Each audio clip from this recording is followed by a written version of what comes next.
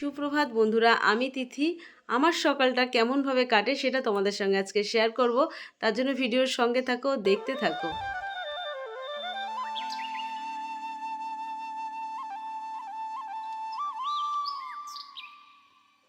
দিন দিন আমাদের মিঠাই এতটাই আলসে হয়ে যাচ্ছে, টেনে হিঁচড়ে বার করছি তো তারপরে খাঁচা খুলতেই কিন্তু ও বেরিয়ে যাবে।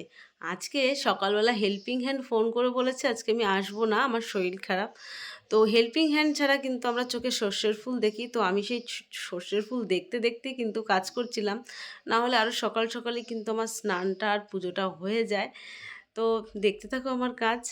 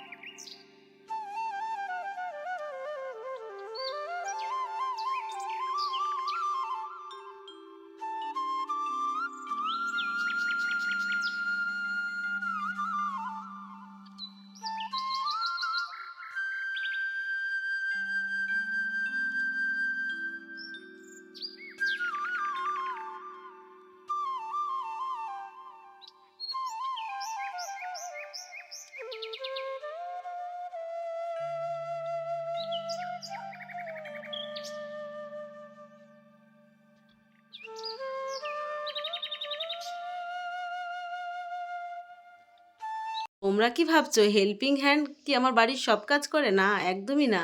শুধু ঘর মোছা আর বাসন মাজা, রান্নাঘরের সমস্ত গ্যাস টেবিল টেবিল সমস্ত কিছু মোছা ঘষা, ডাইনিং টেবিল মোছা, বাইরে পরিষ্কার করে, এগুলো সবই আমারই করতে হয়। তো রান্নাঘরটা যতটাই পরিষ্কার রাখা হবে মনটাও ভালো থাকে। আর গৃহিণীর কিন্তু আসল পরিচয় রান্নাঘর থেকে শুরু হয়। আমি রান্নাঘরটাকে ভীষণই ভালোবাসি। এইখানটায় আমার সারাটা দিন কেটে যায়, একদম সকাল থেকে রাত পর্যন্ত। চলো তোমাদের পুরো ঘরটা একটু ঘুরে ঘুরে দেখাই। এইমাত্র পরিষ্কার করলাম আর আমাদের মিঠাই এখানে ওখানে যেখানে খুশি পারে ও শুয়ে পড়ে। তো আমার পরিষ্কার হয়ে গেছে, কাজ কিন্তু আমার এখনও পর্যন্ত শেষ হয়নি। বড় একটা কাঁঠাল দিয়েছে, সেই কাঁঠালটা এখানে রয়েছে, তোমাদের পরে দেখাচ্ছি। কালকে জামা কাপড়টা সন্ধেবেলা ভাঁজ করা হয়নি, একটু ব্যস্ত ছিলাম। জানো তো বন্ধুরা, আজ আমি যে সকালবেলা কাজ করছি এত দৌড়িয়ে ঝাঁপিয়ে মহা আনন্দে, তার একটা বিশেষ কারণ আছে। কারণ বলতে আমি হনুমান চল্লিশা শুনছি আর রাম নাম শুনি, আর শ্রীকৃষ্ণেরও অনেক রকমের গান শুনি। শুনতে শুনতে না কাজ করতে ভীষণ ভালো লাগে আর মনটা খুবই ভালো লাগে। সকালবেলা একটুও কষ্ট হয় না। শুধু হেল্পিং হ্যান্ড আসেনি তাতে কি হয়েছে, আমার প্রত্যেক দিনই কিন্তু প্রচুর কাজ থাকে।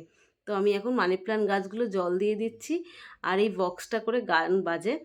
আর মানি প্ল্যান্ট গাছ আমার এদিক ওদিক চারিদিকে ছড়িয়ে, মানে সব মিলিয়ে 10-12টা মানি প্ল্যান্ট গাছ এত ভালোবাসি আমি, মানে জায়গা ফাঁকা পেলেই মানি প্ল্যান্ট গাছ বসিয়ে দিই। এটা আমার শখ বলতে পারো। অনেকে বলে টাকা পয়সা নাকি খুব হয়, সেটা আমি কিন্তু বিশ্বাস করি না। টাকা পয়সা কষ্ট না করলে কখনো কেষ্ট মেলে না। মানি প্ল্যান্ট গাছ বসিয়ে রাখলে কি ঘরে টাকা আসবে? কখনোই না। খাটতে হবে, পরিশ্রম করতে হবে, তবেই টাকা আসবে। আর দেখো আমার এই দরজার উপরে প্রত্যেকটা জায়গায় ঠাকুরের চিত্র টাঙানো আছে। এই চিত্রগুলো আমিও কিন্তু পুজোর সাথে সাথে এগুলোকেও আমি পুজো করি। এখন খেয়ে নেবো গরম জল। তোমরা আমার ডেইলি ব্লগে দেখেছো আমি চিয়া সিড খাই। তো চিয়া সিডটা কিন্তু আমি সপ্তাহে 2 থেকে 3 দিন খাই। আর এটা সবসময় ভেজাতে আমার মনেও থাকে না।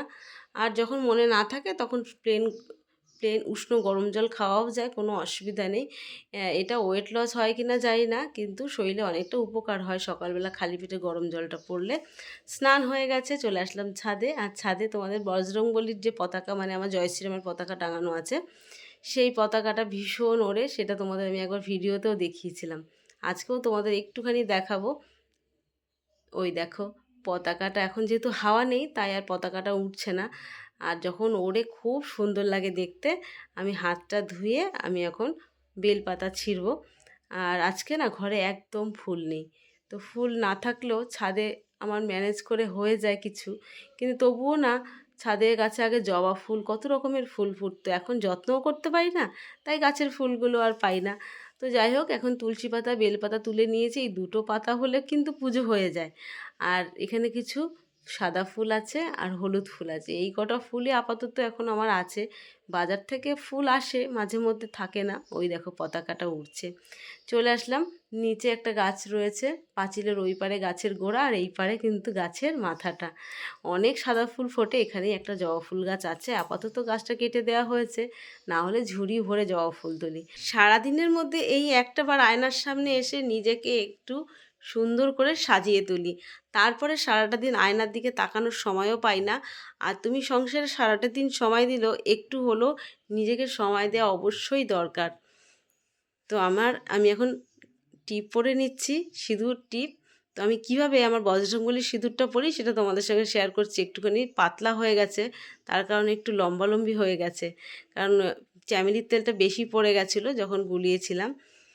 তো আমার সাজগোজ হয়ে গেছে, এটাই আমার সাজ। এখন আমি চলে আসলাম পুজো ঘরে পুজো পাঠ করতে। প্রথমেই আমি এখন ইষ্টভীতিটা করে নেব। আমাদের যেহেতু অনুকূল ঠাকুরের দীক্ষিত, সেই কারণে সকালবেলা আমাদের কিছু মুখে দেওয়ার আগে ইষ্টভীতিটা করতে হয়, কিন্তু জলটা আমাদের পান করা হয়েই যায়, এটা কিছুতে আটকাতে পারি না। গুরুদেবকে ইষ্টভীতি করে চলে আসলাম বাইরে সূর্যদেবকে জল অর্পণ করতে। তো বেলা হয়ে যাক আর যাই হোক, আমি এটা করি, তো এটা কিন্তু ভোরবেলা করতে হয়, তো সেটা আর হয়ে ওঠে না। তুলসী গাছের গোড়ায় জল দিয়ে প্রণাম করে নিলাম, তারপরে আমি আমার পুজোর পাঠ শুরু করব।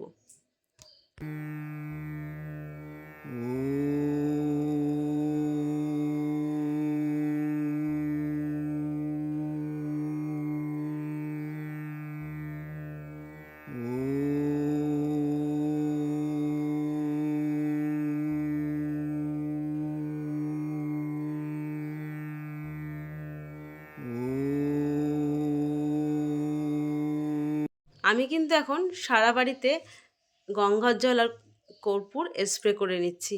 আর এরকমভাবে স্প্রে করলে কোনো জায়গায় বেশি জল পড়ে না আর কোনো অসুবিধাও হয় না। আর এই স্প্রে বোতলটা আমি প্রায় 4 বছর ধরেই ব্যবহার করছি। আমার দেখা দেখি অনেকেই এরকমভাবে কিন্তু গঙ্গা জল স্প্রে করো, দেখে বেশ ভালো লাগে। মানুষ তো মানুষের কাছ থেকেই শেখে, আমিও অনেকের কাছ থেকে অনেক কিছু শিখি, শেখার কোনো শেষ নেই। এ দেখো, ভেতরেও একটা মানি প্ল্যান্ট গাছ রয়েছে, যেটা আমার ঠাকুর ঘরে। তো এখানে একটু জল দিয়ে দিলাম। আর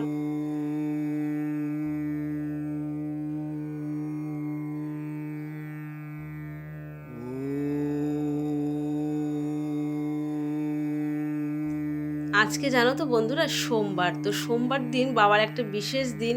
তো এই দিনে আজকে আমার কাছে আকন্দ ফুলের মালাও নেই, কিছুই নেই। তো গাছ থেকে বেলপাতা তুলেছি, আর আমার ঘরে সমস্ত কিছুই থাকে। ঘি মধু দিয়ে ভালো করে মাখিয়ে আর আতপ চাল দিয়ে ভালো করে স্নান করিয়ে নিয়েছি। আর এই যা ফুল আমি জোগাড় করতে পেরেছি, সেটাই আমি কিন্তু আজকের ভগবানের পুজোয় দিচ্ছি। এমন দিন হয় না যে আমার কাছে ফুল থাকে না, আজকেই কিন্তু আমার কাছে ফুল নেই। তো আমি এখন এই লং কর্পূরটা জ্বালিয়ে নেব। তো এইটা জ্বালালে আমার মনে হয় পুজোটা সম্পন্ন হয়েছে। আর এই কর্পূর আর লং আমি কিন্তু সারা বাড়িতে দেখাচ্ছি, এটা কিন্তু ঘরের নেগেটিভ এনার্জি বার করে পজিটিভ এনার্জি কিন্তু প্রবেশ করতে সাহায্য করে, সেই কারণেই এটা আমি জ্বালাই। আর ঘরের মধ্যে না একটা আলাদা শান্তি শান্তি অনুভব হয়, এর জন্যই আমি কিন্তু এটা সর্বদা জ্বালাই, মানে প্রত্যেক দিনই, আমি কখনোই ভুলি না। আগে যেমন বিশেষ দিনে আমি জ্বালাতাম, এখন দেখলাম এটা বেশ ভালোই লাগে। তো প্রত্যেক দিন জ্বালাতে অসুবিধাটা কি? আর সকালবেলার দিকটা আমি অনেকটাই ফ্রি থাকি, সবাই সকালবেলার দিকে ফ্রি থাকে না। তো সকালবেলার দিকে ফ্রি থাকি বলে আমি কিন্তু এই পুজো পাঠটা একটু ভক্তি ভরে করতে পারি।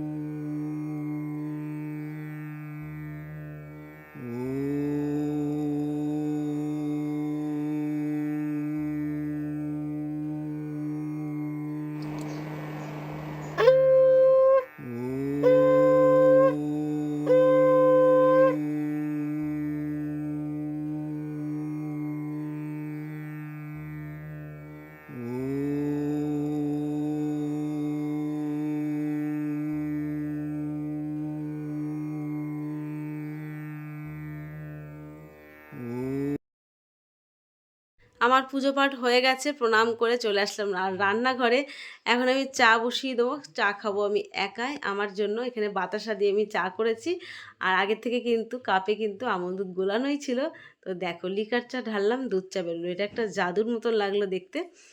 আর এখন আমার গলাটা ভীষণ শুকিয়ে গেছে, খাবো এখন ঠান্ডা ঠান্ডা জল আর চা খাবো। চাটা খাচ্ছি আমি, এখন বাজে 9:30, সকাল 6টা থেকে কিন্তু পুরোদমে শুরু করেছি। তো বন্ধুরা, আজকে একটা ছোট্ট মিনি ব্লগ তোমাদের সঙ্গে শেয়ার করলাম আমার সকালটা। তো তোমাদের কেমন লাগলো লাইক কমেন্টের মাধ্যমে আমাকে জানাতে পারো। নতুন নতুন বন্ধুদের অনেক অনেক শুভেচ্ছা, স্বাগত। দেখা হচ্ছে পরে একটা নতুন ভিডিওর সঙ্গে। Thank you for watching.